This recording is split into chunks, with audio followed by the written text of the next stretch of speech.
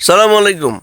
বর্তমানে Iran America এবং ইসরায়েলের মধ্যে যে যুদ্ধটা হচ্ছে, এই যুদ্ধটা যদি বেশি দিন স্থায়ী হয়, তো সব থেকে বেশি ক্ষতিগ্রস্ত হবে ইসরায়েল।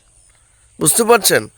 আপনারা দেখেন যে বারবার এই যুদ্ধে যে বিষয়টি বেশি ফুটে উঠছে সেটা হচ্ছে ইসরায়েল আমেরিকার পক্ষ থেকে, বিশেষ করে ইসরায়েলের পক্ষ থেকে বলা হচ্ছে যে ইরান কোনোভাবে পারমাণবিক অস্ত্রের মালিক হওয়া যাবে না। ইরানের যে মিসাইল সামরিক শিল্প, সেটা উন্নয়ন করা যাবে না, বিশেষ করে রেঞ্জ বাড়ানো যাবে না, একটা লিমিটেডের মধ্যে থাকতে হবে। এবং ইরান থেকে ইসরায়েলে হামলা করতে পারে এমন দূরবর্তী বা কোনো দূরবর্তী রেঞ্জের কোনো মিসাইল তাদের উৎপাদন করা যাবে না। আর পারমাণবিক শক্তি পুরোপুরি বন্ধ করে ফেলতে হবে, এটা হচ্ছে ইসরায়েলের বক্তব্য। তো আপনারা দেখেন, যদি এটা এভাবেই যদি থাকে, এই বিষয়গুলো যদি এভাবে চলতে থাকে, আপনারা দেখেন যে ইরানের বাহিনী, অর্থাৎ ইরানের সামরিক বাহিনী, এই যে হরমুজ প্রণালী দিয়ে তারা যে তেল রপ্তানি করবে অবরোধ করে, মানে ওই চীনের মুদ্রায় হোক আর রাশিয়ার মুদ্রায় হোক, তেল রপ্তানি করে তারা যে অর্থটা আর্নিং করবে, তার মাধ্যমে তাদের মিসাইল উৎপাদনের সক্ষমতা এবং তাদের অর্থনীতিটা ঠিক রাখার চেষ্টা করবে। বুঝতে পারছেন? তো এখন ইসরায়েল, তারা তার তেল উৎপাদন রপ্তানি করে না।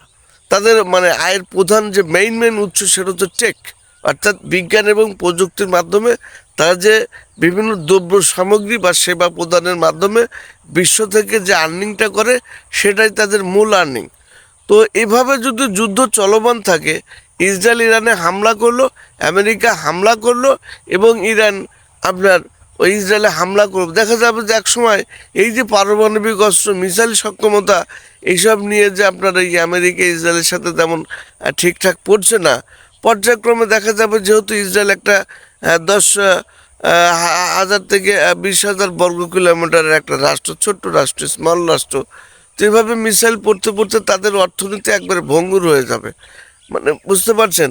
অপরপক্ষে ইরান কিন্তু, যেমন মিডল ইস্টে আমেরিকা আপনার ওই ইসরায়েলকে টিকিয়ে রাখার যেমন তাদের একটা প্রয়োজন রয়েছে বিশ্ব শাসন করার জন্য, বিশ্বে তাদের আধিপত্য, বিশ্বে তাদের মান ধরে রাখার জন্য, যেমন ইসরায়েলকে মিডল ইস্টে বাঁচিয়ে রাখা তাদের যেমন অত্যন্ত অত্যাবশ্যক, ঠিক তেমনি এখন বর্তমানে যে বিষয়টা হয়ে দাঁড়িয়েছে, সেটা হচ্ছে যে ইরানকেও মিডল ইস্টে বাঁচিয়ে রাখা বা তাদের অস্তিত্ব টিকিয়ে রাখা চীন এবং রাশিয়ার জন্য অত্যাবশ্যক হয়ে পড়েছে।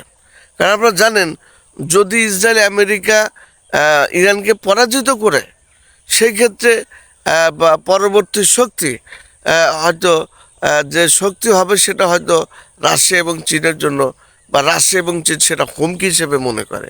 যার কারণেই ইসরায়েলকে টিকিয়ে রাখা যেমন আমেরিকার প্রয়োজন, ঠিক তেমনি মিডল ইস্টে ইরানকে টিকিয়ে রাখা ইরান, রাশিয়া এবং চীনের জন্য অত্যাবশ্যক হয়ে দাঁড়িয়েছে। সুতরাং এই যুদ্ধটা সাধারণভাবে নেওয়া যাচ্ছে না।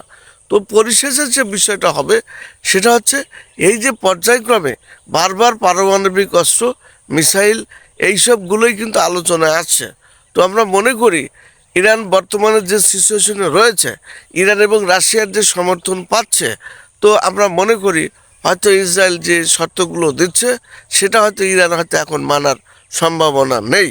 এবং তারা হয়তো বর্তমানে যে সুযোগ সুবিধার মধ্যে রয়েছে, বিশেষ করে এই যে মিডল ইস্টে আমেরিকার ঘাঁটিগুলো তারা লণ্ডভণ্ড করে দিয়েছে, এবং বিশেষ করে ইসরায়েলের যে এয়ার ডিফেন্স সিস্টেমগুলো তারা দুর্বল করে দিয়েছে। অপরপক্ষে আপনার মিডল ইস্টে আমেরিকার যে এয়ার ডিফেন্সগুলো রয়েছে, ওই আপনার রাডার সিস্টেমগুলো, সেগুলো তারা লণ্ডভণ্ড করে দিয়েছে। যার কারণে কিন্তু এখন আমেরিকা ইরানের জন্য মিডল ইস্টে যুদ্ধ করা সহজ হবে। তাছাড়া উপসাগরীয় রাষ্ট্রগুলো, বিশেষ করে আমেরিকার যে মিত্র, তারা কিন্তু অস্ত্রশস্ত্র উৎপাদন করতে পারে না, তারা এখানে নীরব ভূমিকা পালন করবে। তো তো বিষয়টা হচ্ছে যে এখন কিন্তু যুদ্ধ যত স্থায়ী হবে, হয়তো সব থেকে বেশি ক্ষতিগ্রস্ত হবে ইসরায়েল। তো আমরা মনে করি হয়তো এই যুদ্ধ বেশি স্থায়ী হলে হয়তো ইসরায়েল তার অস্তিত্ব রক্ষার্থে পারমাণবিক অস্ত্র ছুঁড়ে ফেলতে পারে। এটাই সামনে একটা বিরাট ঝুঁকি বলে মনে করা হচ্ছে এই যুদ্ধের। তো আরেকটি বিষয় হচ্ছে, এখন ইউরোপের নেতারা বা আমেরিকার যে মিত্র ইউরোপের যে বড় বড় রাষ্ট্রগুলো রয়েছে, ফ্রান্স, ইটালি, এরা এরা কিন্তু এখানে সহজে আসবে না। কারণ এখানে আসলে বিশ্বযুদ্ধ বেঁধে যাওয়ার সম্ভাবনা রয়েছে।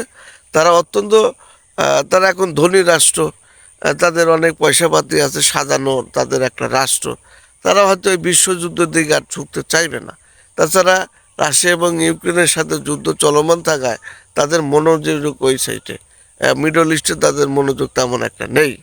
তো সব কিছু মিলে আমার মনে হয় যে ইসরায়েল ইরানের সাথে যদি হয়তো সমঝোতায় না যেতে পারে, যুদ্ধ দীর্ঘস্থায়ী হয়, সেই ক্ষেত্রে ইসরায়েলের অস্তিত্ব নিয়ে এখানে একটা বিষয় থেকেই যায়। তো আমরা চাই বিশ্ব শান্তি, খুব দ্রুত একটা ভালো একটা সমাধান তৈরি হোক, যাতে করে আমরা এই যে বিশ্বের যে সামনে পারমাণবিক অস্ত্রের যুদ্ধের যে সম্ভাবনা, এ থেকে যেন বিশ্ব রেহাই পায়। আমরা চাই আলোচনার মাধ্যমে বিষয়টা সমাধান হোক। সবাই ভালো থাকবেন। আল্লাহ হাফেজ।